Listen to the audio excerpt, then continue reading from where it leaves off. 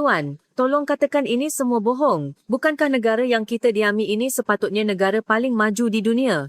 Di lobi ketibaan lapangan terbang, mereka menangis teresak-esak tanpa mempedulikan orang sekeliling. Pelajar-pelajar perempuan sekolah tinggi elit dari New York yang dibesarkan dalam kemewahan sebagai anak-anak jutawan Wall Street dan tidak pernah merasai kesusahan, mendapati kebanggaan dan nilai diri mereka yang teguh hancur berkecai selepas lawatan sambil belajar selama 5 hari di Malaysia. Mengapakah mereka begitu kecewa? Apakah tamadun sebenar yang mereka saksikan di negara kepulauan Asia Tenggara ini yang jauh berbeza dari gemerlap Manhattan?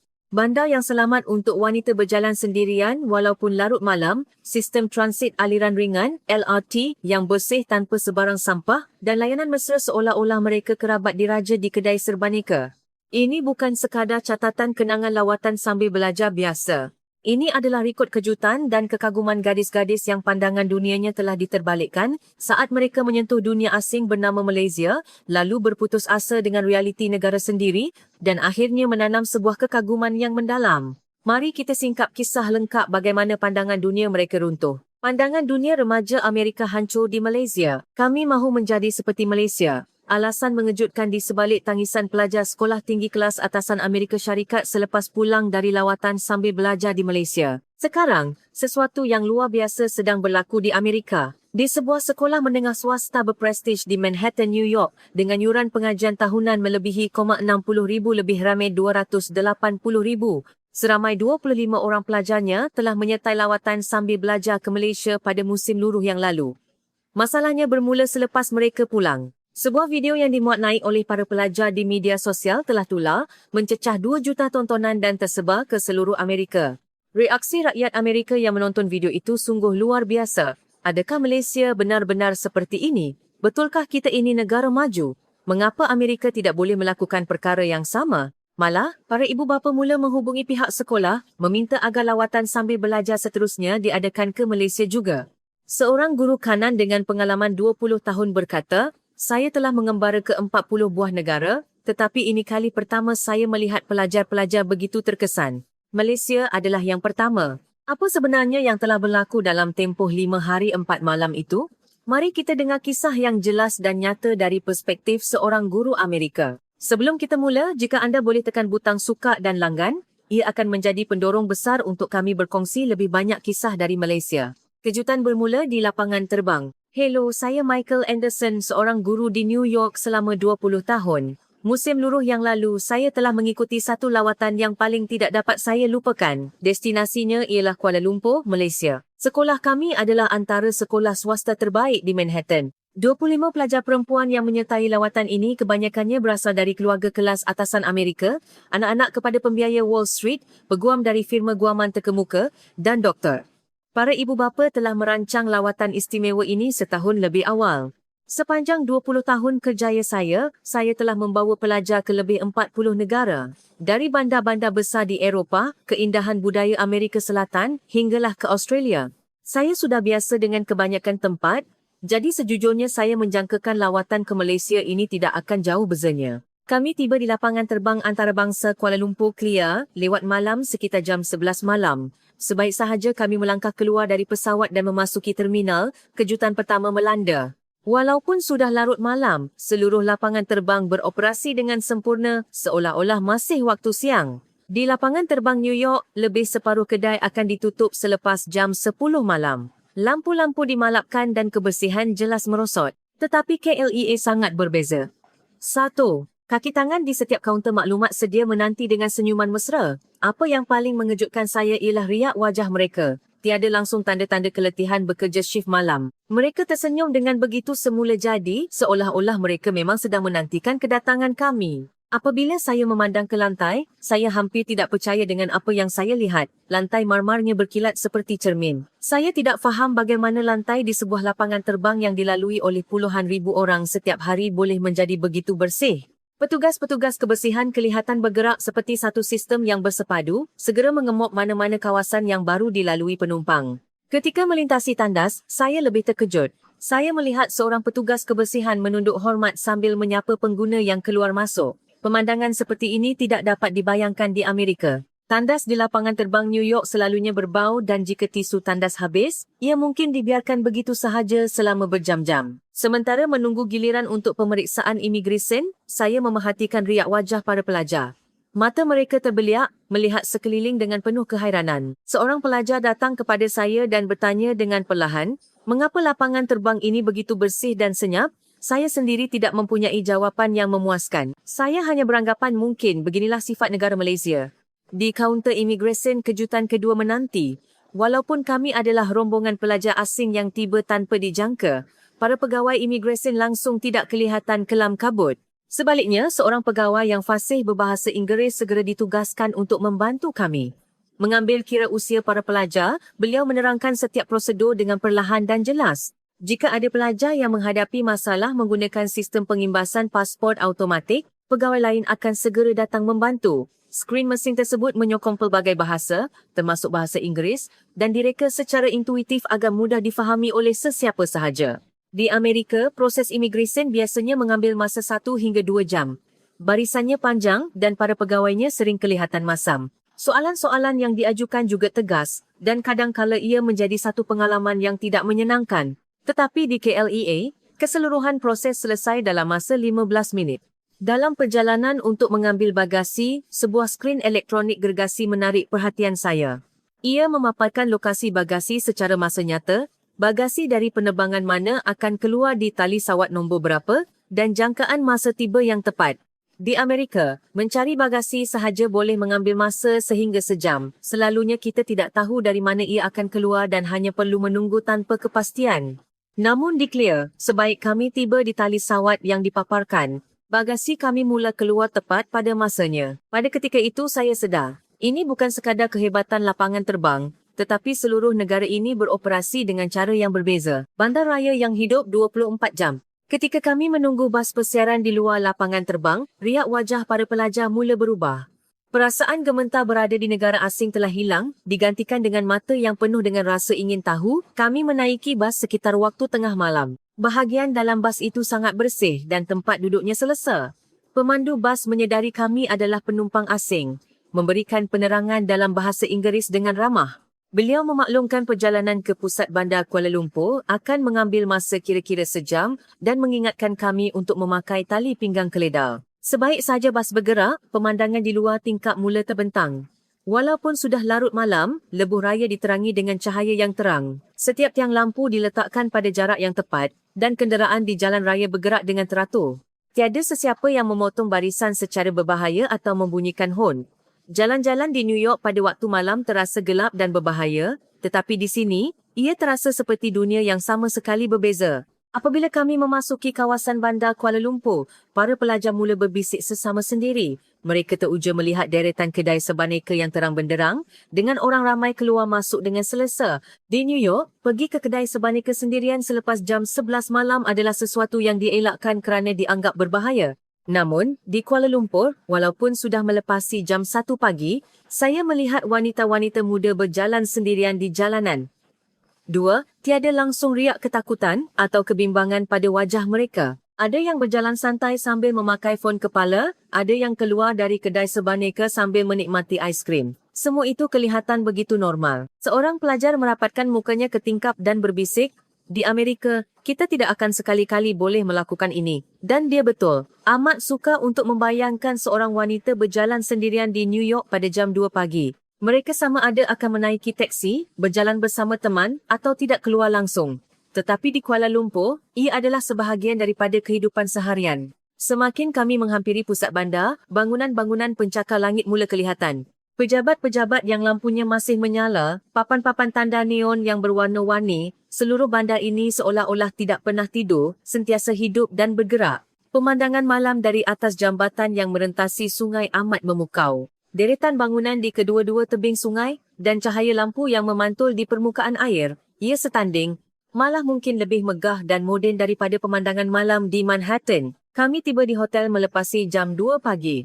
Namun yang mengejutkan, kawasan sekitar hotel masih kelihatan meriah. Restoran-restoran yang beroperasi 24 jam masih terang benderang dan orang ramai masih beratur untuk membayar di kedai sebaneka. Tiba 4 Manhattan juga digelar bandar yang tidak pernah tidur, Tetapi ini adalah tahap yang berbeza. Di Manhattan, suasana larut malam hanya boleh dinikmati dengan menanggung risiko, tetapi di Kuala Lumpur ia seolah-olah terbuka untuk semua orang. Ketika mendaftar masuk, kami mengalami satu lagi kejutan yang menyenangkan. Kaki tangan di kaunter hadapan, setelah mengambil kira usia para pelajar kami, telah menempatkan kami di tingkat yang lebih senyap. Beliau juga memberikan maklumat terperinci tentang waktu sarapan dan kemudahan yang ada di sekitar. Walaupun sudah jam 2 pagi, tiada sekelumit pun riak keletihan di wajahnya, sebaliknya kami disambut dengan ucapan selamat datang yang tulus. Di dalam lift untuk ke bilik kami, para pelajar saling berpandangan. Tanpa perlu berkata apa-apa, saya dapat merasakan mereka semua memikirkan perkara yang sama.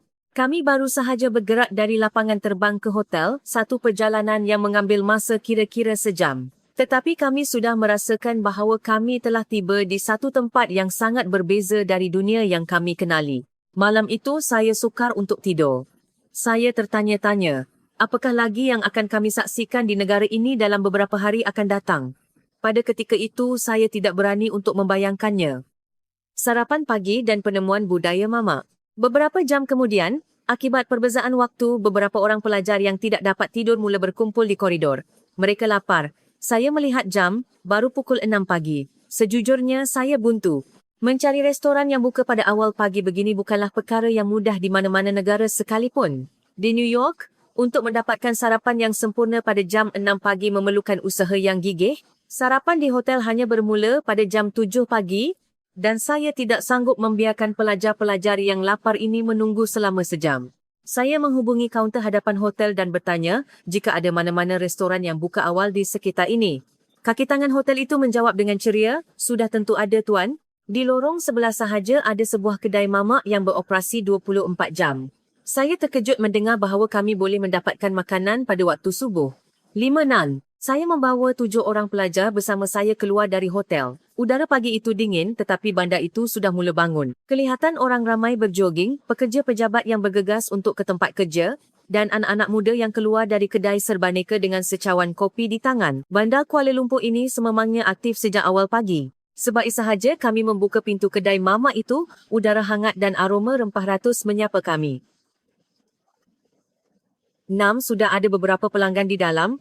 Seorang lelaki pertengahan umur sedang bersarapan sendirian sambil membaca surat khabar, seorang wanita muda sedang membuat kerja di komputer ribanya dan 2 orang pekerja pejabat yang kelihatan letih mungkin baru sahaja selesai kerja lebih masa. Fakta bahawa sebuah restoran boleh beroperasi dengan begitu semula, jadi pada jam 6 pagi amat mengagumkan. Apabila kami melihat menu, mata kami terbeliak kerana harganya. Sekeping roti canai hanya RM1.50 dan semangkuk mi sup sekitar RM7. Jika ditukar kepada mata wang Amerika, harga ini sangat murah. 7/8. Untuk sarapan di Manhattan, seseorang perlu membelanjakan sekurang-kurangnya 15 hingga 20 dan itu pun hanya untuk kopi dan sandwich. Pelayan yang datang mengambil pesanan langsung tidak kekok melihat kami sekumpulan warga asing. Walaupun bahasa Inggerisnya tidak begitu fasih, beliau berkomunikasi dengan baik menggunakan isyarat tangan dan gambar-gambar pada menu. Apabila para pelajar berkata mereka tidak tahan makanan pedas, beliau berkata boleh menyediakannya dengan rasa yang kurang pedas. Makanan tiba dengan sangat pantas. Tidak sampai 5 minit selepas memesan, meja kami sudah dipenuhi dengan pelbagai hidangan. Roti canai, nasi lemak bungkus, mi goreng dan pelbagai lagi hidangan berwarna-warni terhidang di hadapan kami. Pada mulanya, para pelajar teragak-agak kerana tidak pernah melihat makanan seperti itu. Seorang pelajar mengambil sekeping roti canai, mencicahnya ke dalam kuah kari dan menyuapnya ke mulut. Matanya terus bersinar. Sambil berulang kali menyebut sedap, dia menghabiskan hidangan itu dalam sekelip mata. Pelajar-pelajar lain turut mengikutinya dan meja kami serta-merta menjadi riuh rendah. Ketika membayar, sekali lagi kami terkejut. Untuk 7 orang makan sehingga kenyang jumlahnya hanya sekitar RM50. Ini tidak sampai $15 Amerika. Jika 7 orang bersarapan di Manhattan, kami perlu bersedia untuk membayar sekurang-kurangnya $150. Sambil memulangkan wang baki, pelayan itu berkata, "Datang lagi." Ya, beliau juga bertanya sama ada makanan itu menepati selera kami dan mencadangkan menu lain untuk dicuba. Sikap ramah yang ditunjukkan kepada kami, sekumpulan pelanggan asing yang datang secara tiba-tiba pada jam 6 pagi, sangat luar biasa. Sambil berjalan keluar dari kedai makan itu, para pelajar tidak henti-henti meluahkan rasa kagum. Makanannya sedap, harganya murah dan orangnya ramah. Sukar untuk mencari tempat di Amerika yang mempunyai ketiga-tiga ciri ini serentak, kata mereka sambil menggelengkan kepala. Dalam perjalanan pulang ke hotel, kami singgah di sebuah kedai sebaneka untuk pelajar-pelajar yang mahu membeli snack. Sebaik sahaja melangkah masuk, satu lagi dunia yang berbeza terbentang. Walaupun pada awal pagi, kedai itu tersusun rapi seperti sebuah butik dan rak-raknya penuh dengan barangan. Kedai sebaneka di New York selalunya sempit, malap dan tidak banyak pilihan. Pada waktu malam, sesetengah bahagian ditutup kerana bimbang akan rompekan. Tetapi kedai serbaneka di Malaysia sangat berbeza. Apa yang lebih mengejutkan ialah pelbagai perkhidmatan yang ditawarkan. Bukan sahaja menjual barangan, malah ia juga menyediakan perkhidmatan kurier, pembayaran bil utiliti dan juga perkhidmatan perbankan asas. Para pelajar melihat sekeliling dengan penuh rasa ingin tahu.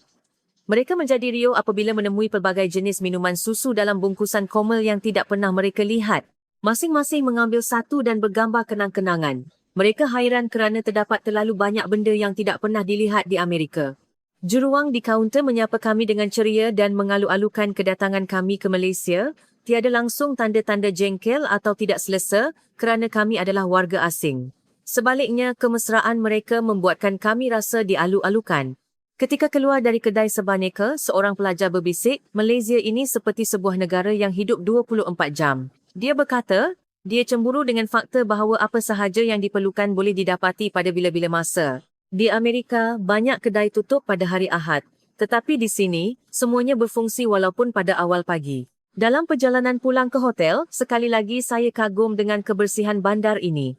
Tiada secebis sampah pun kelihatan. Saya melihat petugas-petugas kebersihan sedang menyapu jalanan. Seluruh bandar ini bergerak secara organik, seperti satu organisme hidup. Apabila kami tiba di lobi hotel, pelajar-pelajar lain sudah mula bangun seorang demi seorang. Melihat kami yang baru pulang, mereka bertanya ke mana kami pergi. Apabila kami menceritakan tentang sarapan pagi kami, mereka semua kelihatan cemburu dan meminta kami membawa mereka bersama pada kali berikutnya. Pada masa itu, kami tidak sedar bahawa ini hanyalah permulaan. Perkara-perkara yang benar-benar menakjubkan akan berlaku selepas ini. Penerokaan pengangkutan awam dan ruang publik. Pada jam 9 pagi, kami memulakan jadual perjalanan kami secara rasmi. Destinasi pertama ialah sebuah taman di tepi tasik. Kaki tangan hotel mengesyorkan tempat itu sebagai lokasi terbaik untuk melihat kehidupan seharian warga kota. 9, kami memutuskan untuk menaiki LRT. Hatu, 9. Bagi pelajar-pelajar dari Amerika, menggunakan pengangkutan awam adalah satu pengalaman yang asing. Walaupun New York mempunyai sistem kereta api bawah tanah, subway, kebanyakan pelajar ini menggunakan kereta peribadi atau teksi dan jarang sekali menaiki subway kerana persepsi ia tidak selamat. Sebaik sahaja kami melangkah masuk ke stesen LRT, para pelajar tergamam. Bahagian dalam stesen itu terlalu bersih. Lantainya berkilat dan dindingnya tidak mempunyai sebarang kotoran. Udaranya juga segar. Walaupun berada di bawah tanah, tiada bau yang tidak menyenangkan. Saya teringat akan keadaan subway di New York, gelap, lembap dan seringkali ada tikus berkeliaran. Keadaannya jauh berbeza, walaupun ada yang berkata ia kerana fasiliti di New York sudah berusia lebih 100 tahun, tetapi melihat sistem LRT di Malaysia membuatkan alasan itu tidak lagi kukuh. Kami menaiki eskalator untuk turun ke platform. Walaupun turun agak jauh ke bawah, pengudaraannya sangat baik sehingga tidak terasa seperti berada di bawah tanah. Para pelajar tidak henti-henti melihat sekeliling dan mengambil gambar. Apabila tiba di platform, orang ramai sedang beratur dengan tertib. Mereka berdiri dalam dua barisan mengikut tanda yang dilukis di lantai. Tiada siapa yang menolak atau memotong barisan. Saya melihat papan elektronik dan sekali lagi terkejut. Ia memaparkan dengan tepat berapa minit dan saat lagi kereta api seterusnya akan tiba. Seorang pelajar membandingkan masa itu dengan jam tangannya dan kereta api itu tiba tepat pada waktunya. Subway di New York tidak mempunyai jadual yang boleh dipercayai. Kadang-kadang selepas menunggu 10 minit, 3 buah kereta api tiba serentak. Itulah sebabnya warga New York tidak pernah mempercayai jadual subway. Tetapi di Malaysia, masa ditepati sehingga ke saatnya. Apabila pintu kereta api terbuka, tingkah laku orang ramai sangat mengagumkan. Mereka memberi laluan di kedua-dua belah pintu untuk penumpang keluar terlebih dahulu. Selepas semua orang keluar, barulah mereka masuk dengan teratur. Tiada siapa yang menolak atau berebut. Di subway New York, keadaan menjadi huru-hara sebaik sahaja pintu terbuka. Penumpang yang ingin keluar dan masuk akan bertembung, malah kadang-kadang menjerit dan bertengkar. Pelajar-pelajar yang sudah terbiasa dengan pemandangan seperti itu terdiam melihat ketertiban di dalam LRT Malaysia. Bahagian dalam gerabak juga bersih. Tiada grafiti di tempat duduk dan tiada sampah di lantai. Pemegang tangan berkilat. Penyaman udara berfungsi dengan baik. menjadikan suasana selesa. Bunyi bising juga kurang, memudahkan kami untuk berbual. Seorang pelajar membuat penemuan yang menakjubkan, terdapat liputan internet di dalam kereta api bawah tanah. 11. Ini mungkin kedengaran biasa, tetapi ia adalah sesuatu yang tidak dapat dibayangkan di subway New York, di mana isyarat akan terputus sepenuhnya di dalam terowong. Para pelajar segera mula menghantar gambar kepada keluarga mereka. Kami tiba di stesen destinasi dan naik ke permukaan. Sebaik sahaja sebuah tasik yang luas terbentang di hadapan mata, para pelajar sekali lagi bersorak kagum. Tasik yang luas, taman yang menghijau di kedua-dua belah, dan deretan bangunan pencakar langit di kejauhan. Memasuki taman, kami dapat melihat aktiviti harian penduduk tempatan. 9, ada yang berjoging, ada yang menunggang basikal. Sungguh menghairankan melihat begitu ramai orang bersenam pada waktu pagi hari bekerja. Yang paling menarik perhatian ialah peralatan senaman awam yang dipasang di sepanjang tasik. Pelajar-pelajar terkejut melihat papan tanda yang menyatakan ia boleh digunakan secara percuma oleh sesiapa sahaja. Di Amerika, untuk bersenam, seseorang perlu membayar yuran keahlian game yang boleh mencecah lebih $100 sebulan. Tetapi di sini, semua rakyat boleh bersenam secara percuma. Seorang lelaki tua sedang menggunakan salah satu peralatan itu. Salah seorang pelajar memberanikan diri untuk mendekatinya. Walaupun bahasa menjadi penghalang, mereka berkomunikasi menggunakan bahasa isyarat. Lelaki tua itu tersenyum ceria dan mengajar pelajar itu cara menggunakan peralatan tersebut. Dia berkata bahawa dia bersenam di situ setiap pagi. Melihat pemandangan itu, para pelajar mengangguk faham. Mereka berkata, kini mereka faham mengapa warga emas di Malaysia kelihatan sihat. Ini kerana persekitaran yang menyokong gaya hidup sihat disediakan dengan begitu baik. Kami duduk di bangku taman untuk berehat sambil memerhati sekeliling. Terdapat banyak keluarga yang keluar bersama. Bapa menunggang basikal dengan anaknya, ibu menolak kereta sorong bayi berjalan-jalan. Pemandangan kehidupan harian yang damai itu kelihatan seperti sebuah lukisan. Apa yang menarik perhatian saya ialah orang yang berjalan dengan anjing mereka. Setiap anjing dipakaikan tali dan pemiliknya memegang beg najis. Apabila pelajar-pelajar melihat seorang lelaki membersihkan najis anjingnya, mereka kagum. Di New York, walaupun ada peraturan untuk membersihkannya, tidak ramai yang benar-benar mematuhinya. Menjelang tengah hari, kami menyaksikan satu lagi pemandangan menarik. Terdapat gerai-gerai kecil dan kafe di sekitar taman dan orang ramai membeli makanan yang dibungkus dan duduk di atas rumput untuk makan. Kami memutuskan untuk mencubanya juga. Kami membeli nasi lemak bungkus dan minuman dari sebuah gerai. Kami duduk di tepi tasik dan mula makan. Angin bertiup sepoi-sepoi bahasa dan air tasik berkilauan di bawah cahaya matahari. Para pelajar berkata ini adalah pengalaman pertama mereka dan tidak henti-henti mengambil gambar. Selepas makan, sesuatu yang lebih menakjubkan berlaku. Tanpa disuruh oleh sesiapa, para pelajar secara sukarela mula mengutip sampah mereka. Mereka meniru perbuatan orang Malaysia di sekeliling mereka. Sambil mencari tong sampah, kami melihat sekeliling taman sekali lagi. Memang tiada secebis sampah pun. Sebuah taman yang begitu besar dengan begitu ramai orang, tetapi tanahnya tetap bersih. Central Park di New York akan dipenuhi sampah pada hujung minggu. Alasannya ialah kekurangan pekerja pembersihan, tetapi melihat taman di Malaysia ini, saya rasa ia akhirnya berbalik kepada kesedaran sivik masyarakat. Sebelum meninggalkan taman, satu lagi perkara menarik perhatian kami, sistem penyewaan basikal awam. Basikal yang dinamakan bike sharing tersusun di stesen-stesen tertentu.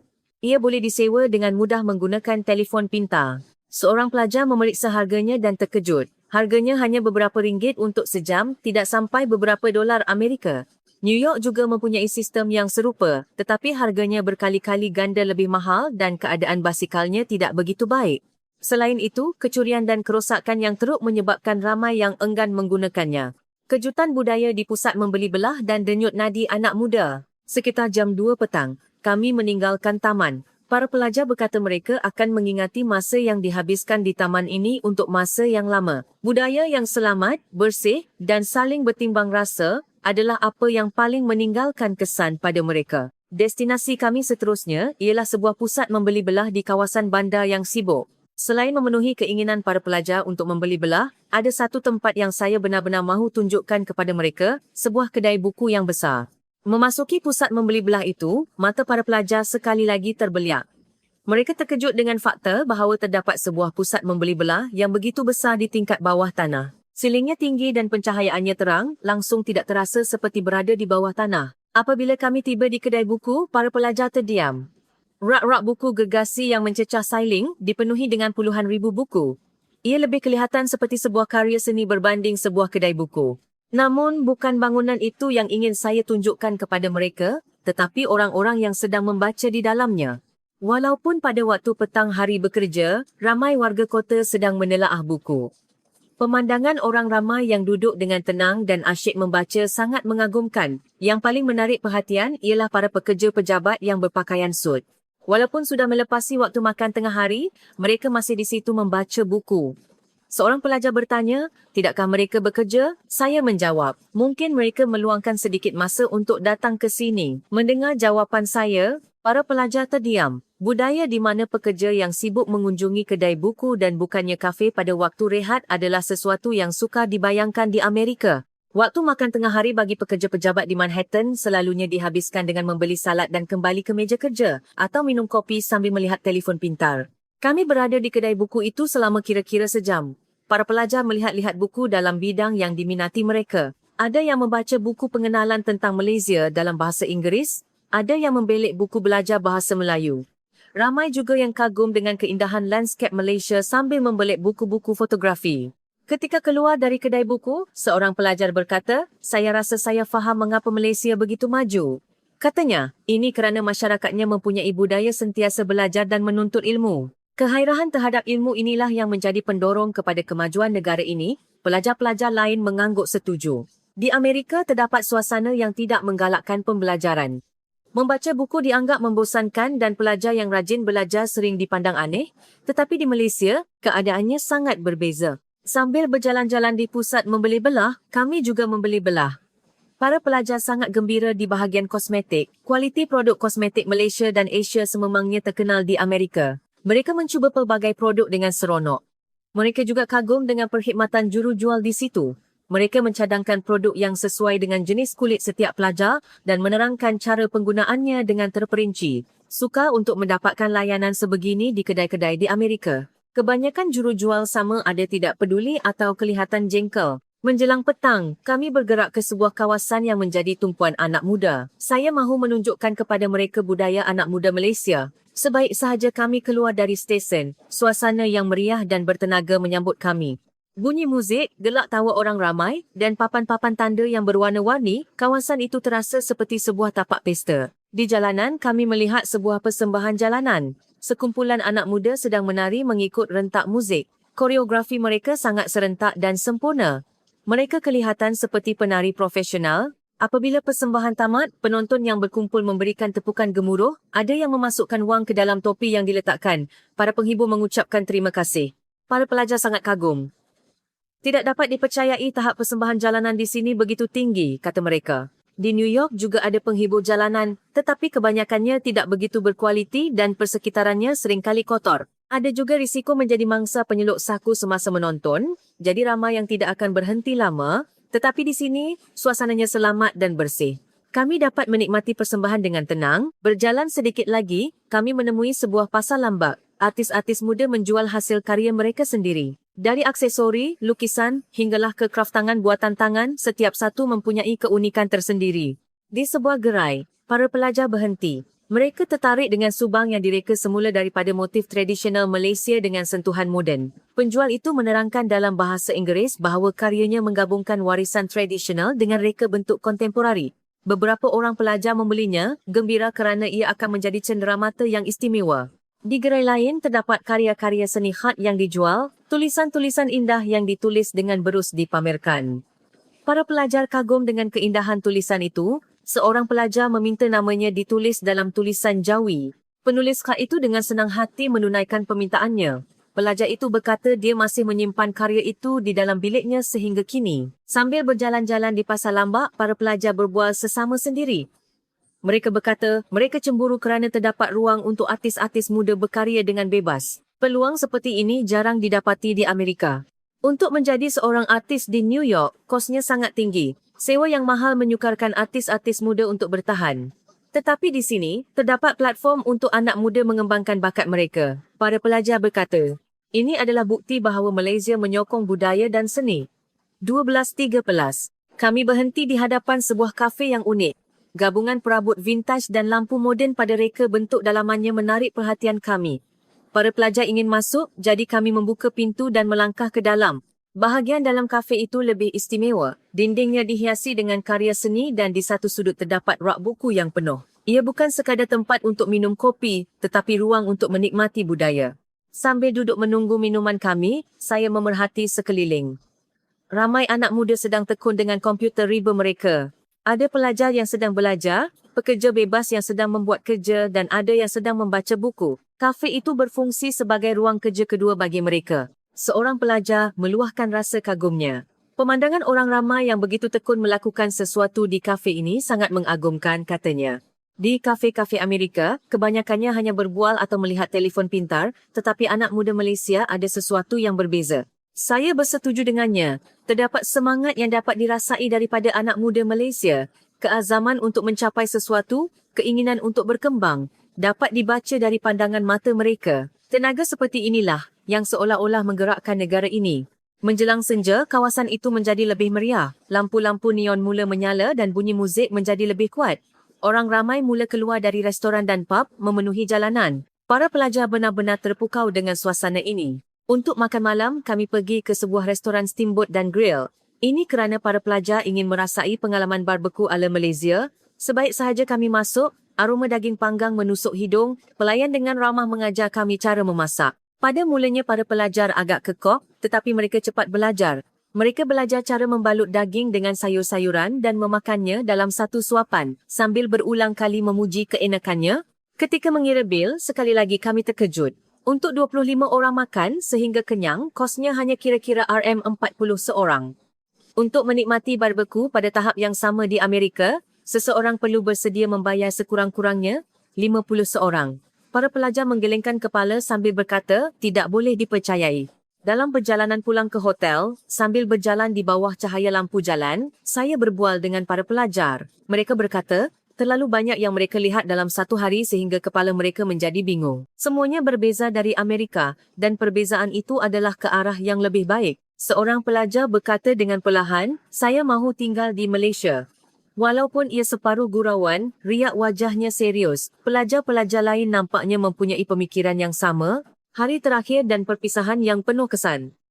Pagi hari terakhir menjelang, para pelajar bangun lebih awal daripada biasa untuk mengemas barang-barang mereka. Kami perlu ke lapangan terbang pada sebelah petang. Selepas sarapan, kami merancang untuk pergi ke sebuah destinasi pelancongan untuk jadual terakhir kami. Jaraknya tidak jauh dari hotel dan boleh berjalan kaki. Para pelajar berjalan perlahan, seolah-olah mahu merakam pemandangan terakhir Kuala Lumpur dalam ingatan mereka. Mereka mengambil gambar setiap sudut bandar dan memerhatikan orang ramai yang lalu lalang. Apabila kami tiba di destinasi, tempat itu sudah sesak dengan orang ramai. Terdapat deretan kedai yang menjual cenderamata, pakaian dan aksesori. Mata para pelajar bersinar. Pelajar-pelajar perempuan terus menuju ke kedai kosmetik. Reputasi kosmetik buatan Asia sememangnya terkenal di Amerika. Sebaik sahaja masuk, jurujual menyambut kami dalam bahasa Inggeris. Produk-produk percubaan disusun dengan kemas. Jurujual itu mencadangkan produk kepada setiap pelajar mengikut jenis kulit mereka dan menerangkan cara penggunaannya dengan terperinci. Para pelajar terharu dengan tahap perkhidmatan ini. Ini adalah sesuatu yang sukar dialami di kedai-kedai di Amerika. Seorang pelajar membeli produk sehingga penuh satu beg membeli belah, bukan sahaja untuk dirinya, tetapi juga sebagai hadiah untuk ibu, kakak dan rakan-rakannya. Dia sangat berpuas hati kerana harganya berpatutan dan kualitinya baik. Di sudut gerai makanan, kami membeli makanan ringan. Pelajar-pelajar yang pertama kali merasai apam balik terpegun, mereka terpikat dengan rasanya yang manis dan hangat.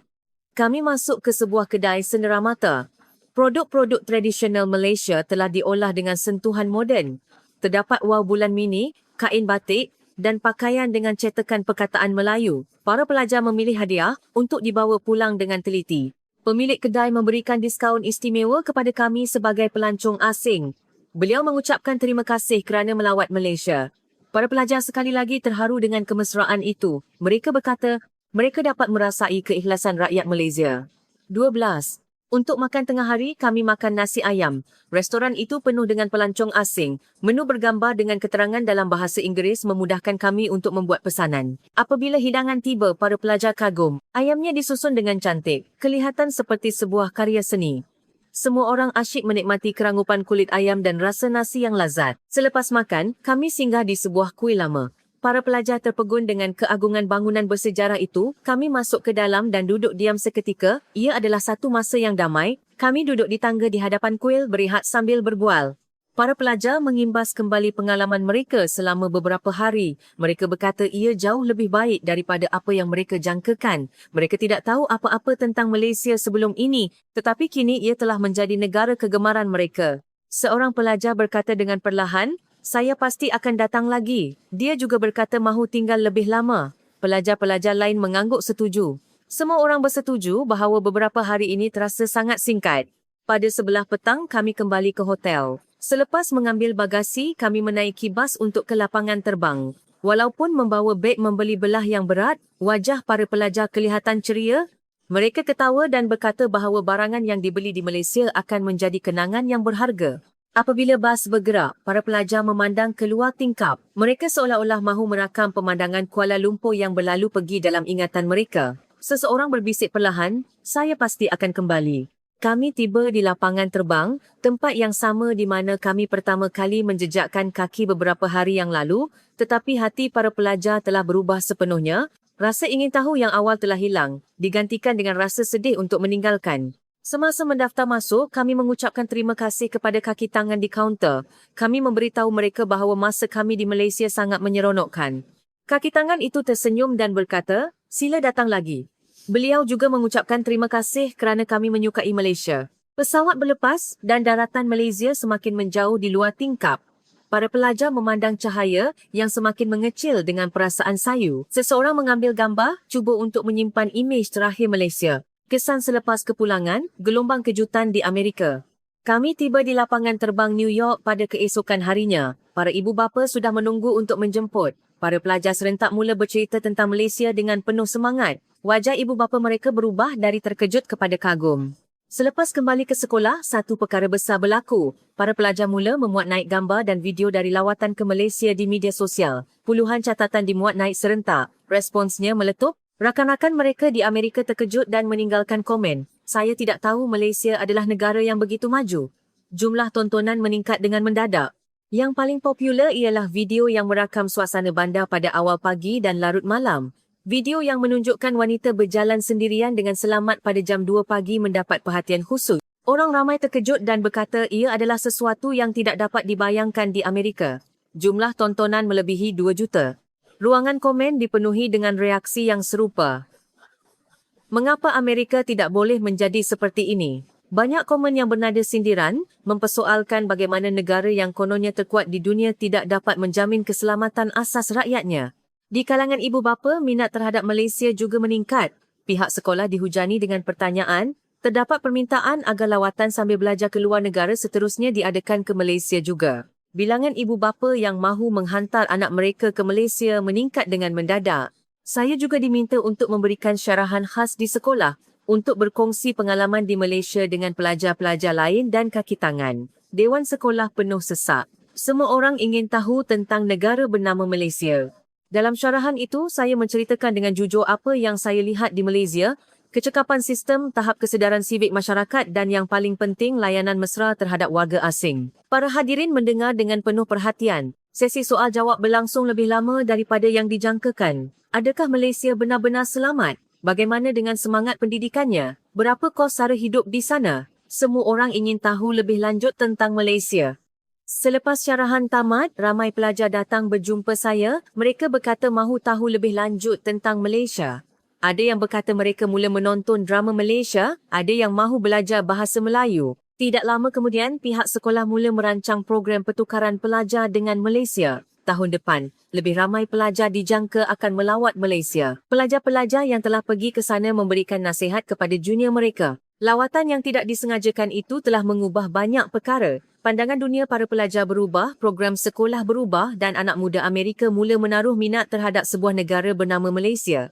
Sehingga kini, saya masih berhubung dengan pelajar-pelajar yang pergi bersama pada masa itu. Mereka semua tidak dapat melupakan masa mereka di Malaysia. Ada seorang yang benar-benar telah memohon untuk masuk ke sebuah universiti di Malaysia. Selama 20 tahun mengembara ke lebih 40 negara, ini adalah pengalaman pertama saya.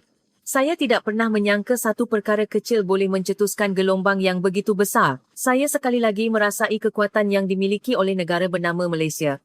Malaysia, ia telah menjadi sebuah negara yang tidak akan kami lupakan. Kisah hari ini berakhir di sini. Bagaimana dengan kisah mengejutkan lawatan sambil belajar pelajar perempuan elit New York ke Malaysia ini? Sila tinggalkan komen sokongan anda untuk watak utama dalam cerita ini.